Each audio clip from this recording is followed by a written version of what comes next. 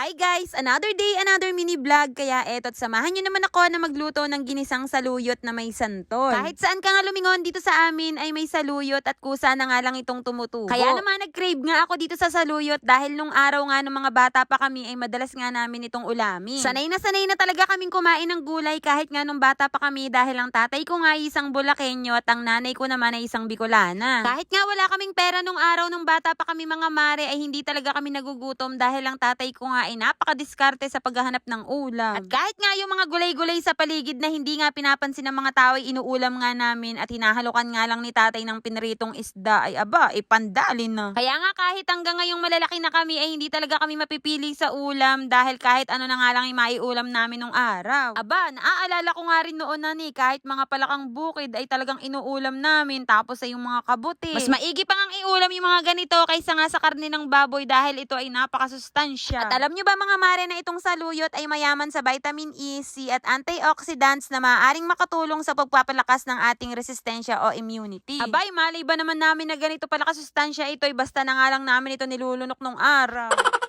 So ayun na nga mga mare, pinakuha ko na nga rin si Buyok ng santol dito sa bubong ng aming kapitbahay at sabi nga ay bangkok nga daw iyan at bang sarap at bang tamis nga daw. Bali pinadagdagan ko na nga rin kay Buyok itong santol na kinukuha niya mga mare dahil iuuwi nga namin para kami ay may pangkain. Bali ihahalo ko nga pala itong santol sa aking lulutuin na ginisang saluyot mga mare. Si tatay nga ang madalas magluto nito sa amin nung araw mga mare at ito nga daw ay lutong Bulacan. Kaya naman eto't inumpisan ko na nga ang pagluluto at inuna ko nga munang balatan itong santol. Bali yung pinakabalat nga lang sa loob niya ang ihahalo ko sa ating saluyot mga mare at hindi nga kasama yung buto. Tapos si 3 pirasong santol nga lang ilalagay ko dahil baka nga masobrahan sa asim. Sinunod ko namang himay-himayin itong saluyot at pinagtatanggal ko na nga yung mga tangkay dahil dahon nga lang ang ating iluluto. Bago nga lang din makakatikim ng ganitong luto si Buyok mga mare at sobrang excited na nga akong ipatikim ito sa kanya. I-comment nyo naman sa comment section kung alam nyo ba yung ganitong klase ng luto at kung taga saan kayo para naman malaman ko kung hanggang saan nakaabot itong aking video. So ayun na nga mga mare, napakadali lang naman iluto nito at igigisa-gisa mo nga lang. At syempre, una ko nga ginisa dito yung bawang at sibuyas at nung maluto na nga ay nilagay ko na nga rin ang ating saluyot. Halos mapuno nga itong ating kawali sa dami nga ng saluyot na nakuha namin kanina mga mare pero pag naluto nga ito ay mangangaunti. Bali, nilagay ko na nga rin yung balat ng santol dyan mga mare at nilagyan ko na nga rin ito ng tubig at saka ako nilagyan ng mga pampalasa. Bali, nilagyan ko nga lang pala ito ng kalahating Knorr cubes at kaunting patis dahil medyo maalat na nga yung ating Knorr. Tapos, nagprito nga rin pala ako ng galunggong pero hindi ko na nga yan hinimay-himay at nilagay ko na nga ng buo dyan. Kapag nga natikman nyo ito at sobrang asim ay pwede